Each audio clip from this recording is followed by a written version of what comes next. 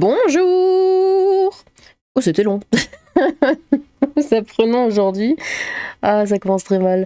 Nous apprenons aujourd'hui la dissolution du mouvement de la Jeune Garde, un mouvement ultra-violent, d'extrême gauche. C'est donc une excellente nouvelle, on avait hâte. Donc finalement c'est tombé aujourd'hui, nous sommes ravis. Ne rien laisser passer, Bruno Retailleau annonce la dissolution de la Jeune Garde et de Lyon Populaire. Le gouvernement a annoncé ce jeudi 12 juin la dissolution de la Jeune Garde, un mouvement antiféministe dont le porte-parole est le député, y a rien qui va, LFI Raphaël Arnaud, et de Lyon Populaire, un groupe d'extrême droite. La Jeune Garde a annoncé qu'elle portera un recours devant le Conseil d'État. Le ministre de l'Intérieur, Bruno Retailleau, a annoncé ce jeudi 12 juin que la Jeune Garde, un mouvement antiféministe, et de Lyon Populaire, un groupe d'extrême droite, ont été dissous. Je me félicite que les organisations La Jeune Garde et Lyon Populaire aient été dissoutes ce matin en Conseil des ministres. Ne rien laisser passer, a-t-il déclaré sur X. Bruno Retailleau avait confirmé mi-mai son intention de dissoudre par décret en Conseil des ministres le groupe Urgence Palestine, celui de la Jeune Garde et de Lyon Populaire. Le décret de dissolution d'Urgence Palestine n'a pas été présenté en Conseil des ministres ce jeudi. Le ministre de l'Intérieur avait engagé des procédures contradictoires visant ces trois groupes le 29 avril dernier. Le ministre reproche à ces trois groupements de fait de provoquer à des agissements violents contre les personnes, provocation bien souvent suivie des faits, expliquait-il en mai. Lyon Populaire accusé de faire l'apologie de la collaboration avec le nanisme. S'agissant de Lyon Populaire, groupuscule néo-humaniste fondé en 2019, il lui reproche de faire l'apologie de la collaboration avec le nanisme et de provoquer à la haine, à la violence, à la envers les étrangers. On se demande pourquoi. Les responsables de ces groupes avaient jusqu'au 9 mai pour transmettre leurs observations, mais selon le ministère de l'Intérieur, l'examen approfondi de celle-ci n'a toutefois pas conduit à remettre en cause les faits très graves qui leur étaient reprochés. Nous assumons d'apprendre à nos militants à se défendre, a proclamé Lyon Populaire dans son courrier de réponse que BFM TV a pu consulter, affirmant être la cible d'antisémitisme et de personnes issues de l'immigration.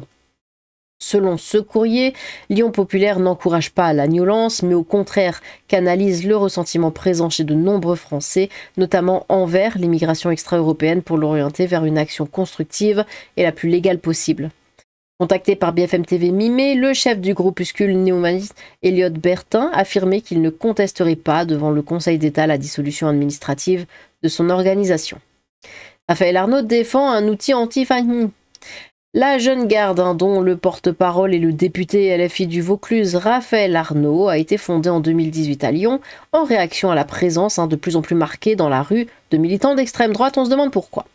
Leurs actions se concentrent dans la rue, notamment lors de rassemblements. Ils ont été très présents lors des manifestations contre la réforme des retraites en 2023. Fin juin 2024, 8 membres de la Jeune Garde ont été mis en examen, soupçonnés d'avoir agressé en mai un adolescent dans le métro parisien après une conférence de soutien à Gaza de la militante franco-palestinienne Rima Hassan. Décidément, elle est partout celle-là.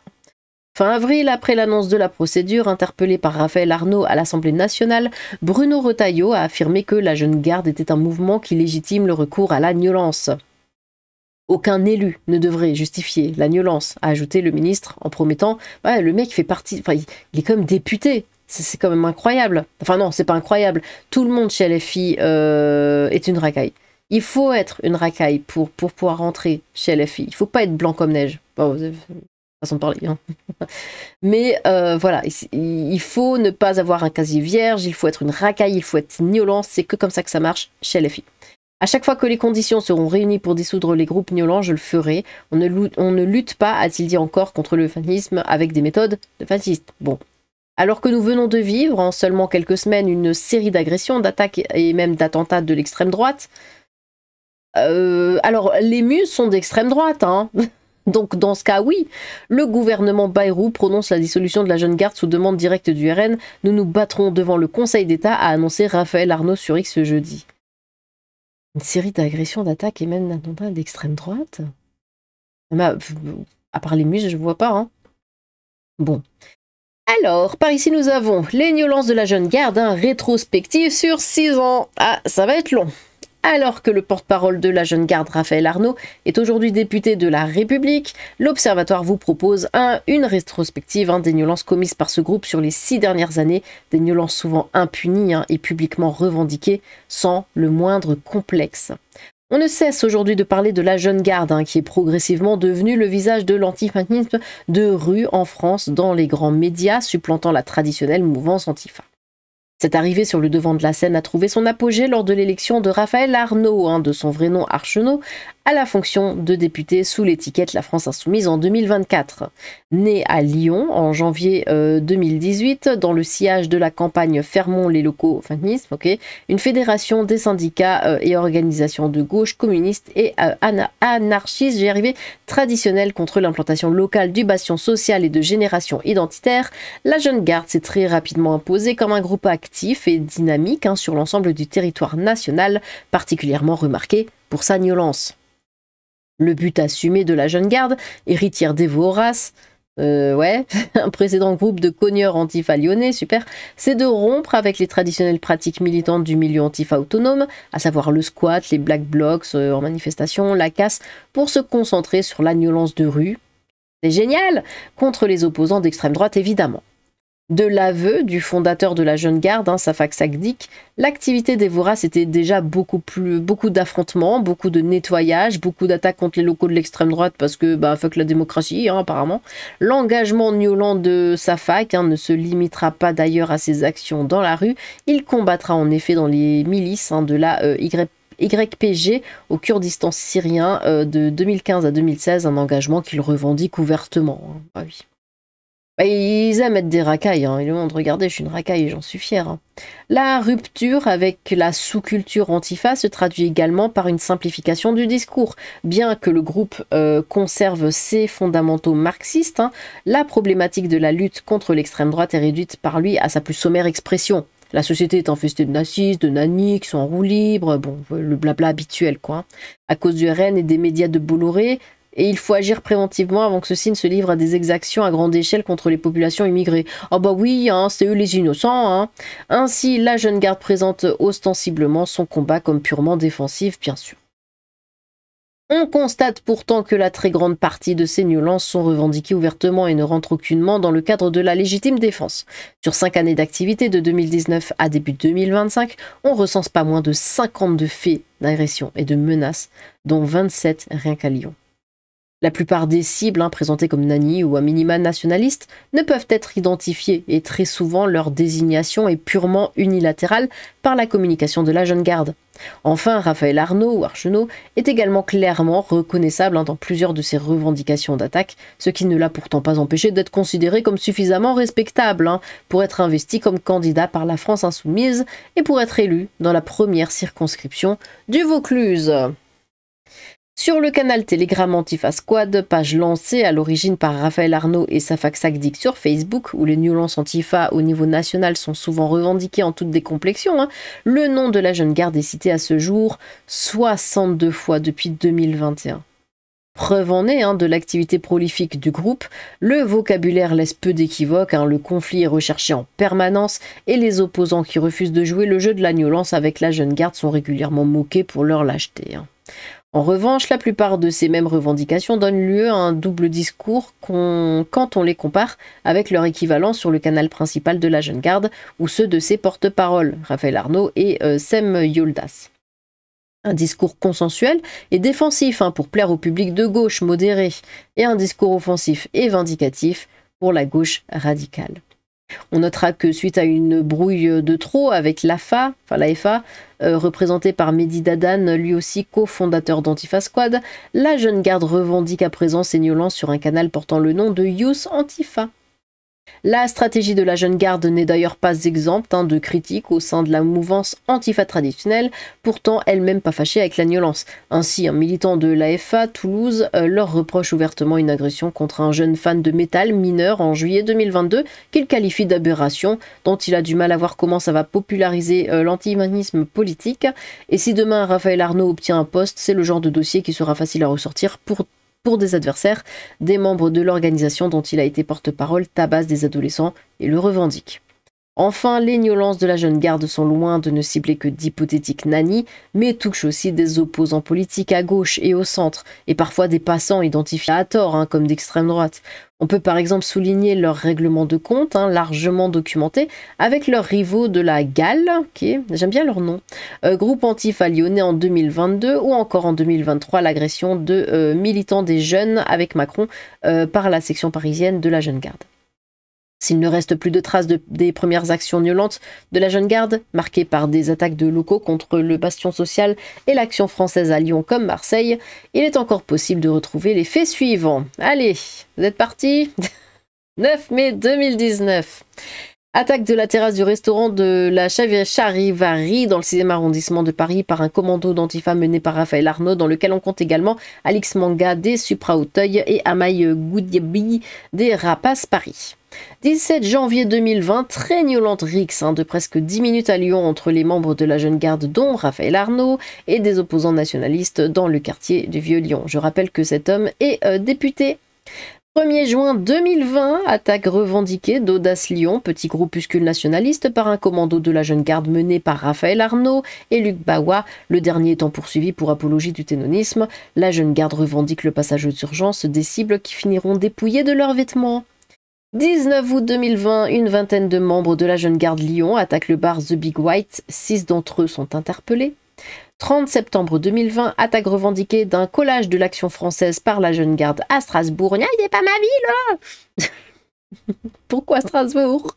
Le 17 octobre 2020, tentative d'agression revendiquée par un groupe de la jeune garde mené par Raphaël Arnaud en marge de l'ouverture de la librairie de droite Les Deux Cités à Nancy, interrompue par l'intervention de la police. Même une librairie, quoi. Le 20 octobre 2020, agression revendiquée d'un skinhead d'extrême droite par 3 membres de la jeune garde à Lyon, dont Raphaël Arnaud, reconnaissable à ses bagues et ses vêtements. Le 19 février 2020, agression revendiquée d'un leader jeune nationaliste par un groupe d'une dizaine de membres de la jeune garde à Lyon. 23 avril 2021, agression revendiquée d'un jeune homme présenté comme militant nationaliste par la jeune garde à Lyon. Le 24 avril 2021, Raphaël Arnaud est condamné pour des faits d'agression de ce jour en bande à 6 contre un jeune homme à Lyon. 5 mai 2021, attaque revendiquée d'un leader Lyon populaire par 4 antifas de la jeune garde. 15 juin 2021, Raphaël Arnaud, accompagné de plusieurs membres de la jeune garde de Lyon, se rend sur place Carnot afin de provoquer des personnes identifiées comme nationalistes qui buvaient un verre. Très vindicatif, il multiplie les insultes et appelle ouvertement à la confrontation physique. Sur la vidéo, il est celui qui parle et qui invective. Le 10 juillet 2021, attaque revendiquée du local identitaire La Traboule à Lyon par la jeune garde. Présence de Luc Bawa. Le 4 septembre 2021, attaque revendiquée d'un cortège anti-pass par les militants de la jeune garde à Lyon. Un habitant du quartier pris par erreur pour un nationaliste subira 30 jours d'ITT et perdra 4 dents. Un membre de la jeune garde sera interpellé et déféré suite à ces faits. Le 20 novembre 2021, attaque du service d'ordre de Némésis durant une manifestation féministe organisée par Nous Toutes à Paris. Présence d'Anthony Salomon, Raphaël Arnaud, Maya Snizek et Maxime Bon. Le 16 décembre 2021, agression revendiquée et vol de matériel de militants de l'Action française par la jeune garde à Lille. Le 6 février 2022, les antifas de la jeune garde de Lille se mobilisent. L'occasion d'un meeting d'Éric Zemmour dans la ville. Ils revendiquent le fait d'avoir repéré et recadré plusieurs militants d'extrême droite qui se rendaient à la réunion politique dans le cadre de l'élection présidentielle. Le 23 février 2022, à l'occasion d'une conférence de Raphaël Arnaud à la faculté Rennes 2, des militants de la jeune garde, dont Safak Sakdik et Lucas Labage dit Faucon, ont frappé et séquestré un des participants à la conférence, identifié comme militant de droite à cause de sa coque de téléphone qui arborait une fleur de lys. Une plainte a été déposée. Vous le sentez là, vous la sentez la psychose? Ces gens-là sont parano. Le 5 mars 2022, agression revendiquée de militants de GZ qui finissent dépouillés de leur matériel militant par une dizaine de membres de la jeune garde, dont Thomas Soliva à Lyon. Le 5 mai 2022, série d'agressions filmées sur des militants nationalistes à Lyon, à chaque fois seuls contre une bande de militants de la jeune garde. Le premier, vous voyez quand je dis que c'est des racailles, toujours à 15 contre 1. Le 1er mai 2022, bagarre entre la Jeune Garde et son rival, le groupe antifasciste Lyon, et environ, aujourd'hui dissous, au local de Radio Canu à Lyon. Même entre eux, enfin, c'est n'importe quoi. Le 29 juin 2022, agression revendiquée de 5 membres de GZ à Paris en marge d'une soirée de l'Institut de formation politique par un groupe de la Jeune Garde mené par Anthony Salamone. Le 9 juillet 2022, agression revendiquée, puis finalement effacée, d'un jeune homme habillé en fan de black metal. Hein. Mais qu'est-ce qu'ils ont contre les gens qui écoutent le métal?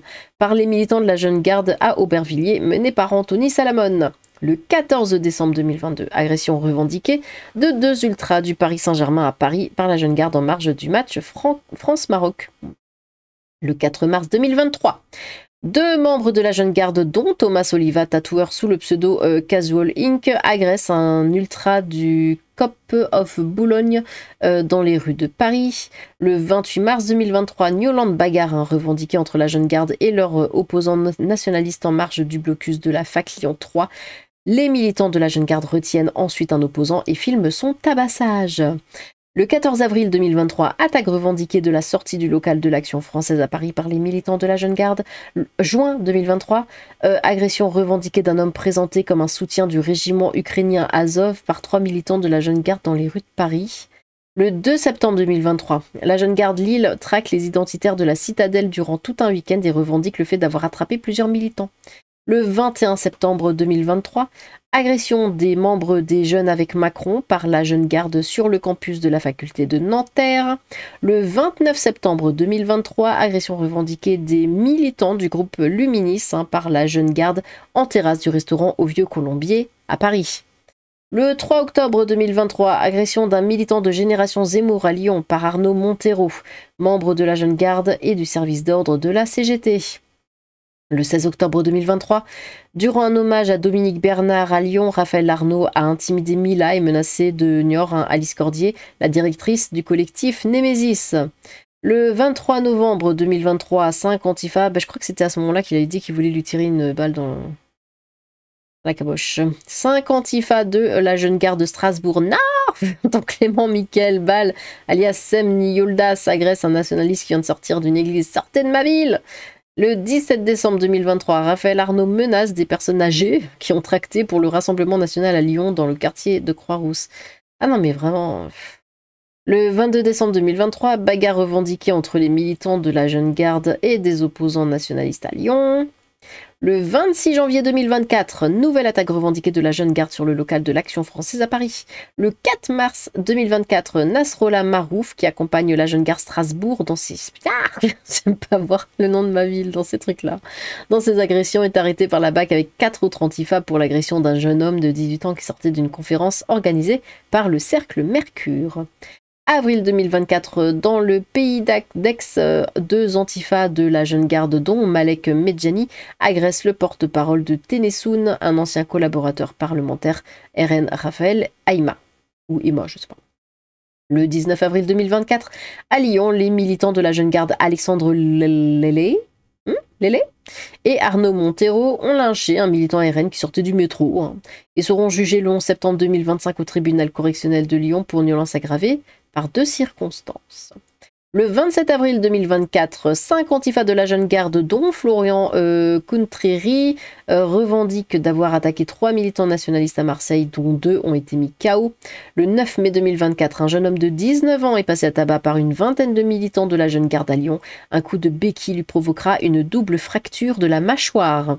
Le 12 mai 2024, agression revendiquée de 2 militants nationalistes dépouillés de leurs affiches et vêtements dans le métro par la Jeune Garde à Lyon. Le 22 mai 2024, attaque revendiquée de la terrasse du bar Le Danois à Lyon par la Jeune Garde. Le 27 mai 2024, à Lyon, Raphaël Arnaud, accompagné de militants de la Jeune Garde, agresse un homme identifié comme étant un militant identitaire. Plus tard dans la soirée, un autre homme est agressé par la Jeune Garde. Le 6 juin 2024, un commando d'une dizaine de militants de la Jeune Garde Strasbourg, attaque 2 personnes faussement identifiées comme étant membres d'un groupe nationaliste, Gargouille. Une plainte a été déposée et 4 jours d'ITT prescrits. La plainte mentionne le nom de Clément Michael Ball, dit Sem Yoldas, porte-parole de la Jeune Garde, comme Raphaël Arnaud. 7 juin 2024, agression revendiquée des membres de l'Action française à Lyon par la Jeune Garde. 7 juin 2024, des militants de GZ, de la branche jeunesse de Reconquête, collent leurs dernières affiches avant les élections européennes à Lyon. Au cours du collage, ils sont alpagués par un homme en scooter et qui porte donc un casque. On va vous crever, du coup, on va revenir. Une balle dans la tienne. Ah, super. Les militants identifient clairement Raphaël Arnaud. Une plainte a été déposée. Et ça, c'est député, hein. Juste au cas où je le redis. 13 juin 2024, Raphaël Arnaud inquiet pour son intégrité physique. Ah bah il ose car il aurait été reconnu dans le train. Excusez-nous, hein. Au départ de Paris, a sollicité l'adjoint au maire de Lyon chargé de la sûreté, de la tranquillité et de la sécurité, Mohamed Chi. Pardon, Mohamed chargé de la sûreté, de la sécurité et de la tranquillité, j'adore. Afin que celui-ci envoie une patrouille de policiers municipaux à son arrivée à Lyon. Finalement, ce sont les membres de la Jeune Garde qui agressent un homme soupçonné d'être nationaliste. Le meneur est Jacques-Élie Favreau, l'assistant parlementaire de Raphaël Arnaud. La Jeune Garde s'est en effet jetée sur la victime qui a été lynchée, tandis que Jacques-Élie donnait des coups de pied, un autre portait des coups avec une matraque télescopique. Une plainte a été déposée. Le 16 juin 2024, à Annecy, des membres de la Jeune Garde armés de barres de fer ont tenté d'agresser le responsable des jeunes du RN en Haute-Savoie sans y parvenir. Le 27 juin 2024, 8 membres de la Jeune Garde Paris ont été mis en examen après avoir agressé un UIF de 15 ans dans le métro. Putain, non mais ils ont pas de race. Hein. Dans le métro, celui-ci était accusé d'appartenir à la Ligue de défense nuive. Et alors? Donc faut le tabasser, il a 15 ans, bordel. Le 13 janvier 2025, à Montpellier, un jeune étudiant de 18 ans et membre de la cocarde s'est fait lyncher au sol par 4 membres de la Jeune Garde, dont Adrien Ghisolfi, Yael Legouy et un certain Lucas. Bon, surveillant au collège du jeu de maille à Montpellier parce qu'ils venaient de retirer un de leurs autocollants à la sortie d'un restaurant universitaire. Hein. Une plainte a été déposée et 7 jours d'ITT ont été prescrits. Le 22 janvier 2025, alors qu'ils tractaient à la faculté de Strasbourg, 4 membres du syndicat étudiant La Cocarde ont été repérés par des membres de la Jeune Garde de Strasbourg, dont Nesrola Marouf, qui ont suivi le groupe avant de les insulter puis de les frapper. 4 jours d'ITT ont été prescrits à chaque membre de la cocarde. Une plainte a été déposée. Oh, je vois encore le mot Strasbourg. Le 28 janvier 2025, Nasrallah Marouf, là, étudiant à l'université de Strasbourg, a été surpris en train de surveiller une conférence à l'Action française. Repéré, il a fui, tandis que les militants de la Jeune Garde qui attendaient une rue plus loin ont été dispersés par la police. La Jeune Garde prévoyait d'attaquer les militants d'AF. Le 6 avril 2025, la Jeune Garde de Lyon a tenté d'attaquer des participants à la marche pour la vie à l'issue de celle-ci. Ils ont été repérés alors qu'ils étaient en train de se cagouler, de s'armer. Ils ont été alors repoussés et 2 d'entre eux ont même été interpellés par les forces de l'ordre. Vous disposez d'informations sur d'autres violences commises par la Jeune Garde? Contactez via blablabla. Bon. Voilà. Et ça, c'est que 6 ans. Et du coup, le principal acteur de tout ça, c'est un député. Ouais. Alors, on a le collectif Némésis, forcément, qui dit « Merci infiniment !» Grâce à vous, nous avons été entendus. La Jeune Garde est officiellement dissoute. C'est une immense victoire contre l'extrême gauche et ses violences. Et nous ne comptons pas nous arrêter là. L'impunité, c'est fini. Avec la belle affiche. La Jeune Garde a été dissoute par le gouvernement. Il était temps qu'il va consoler le triple fichier S. Bah ouais, quelle magnifique nouvelle, enfin, que ce fut long et laborieux.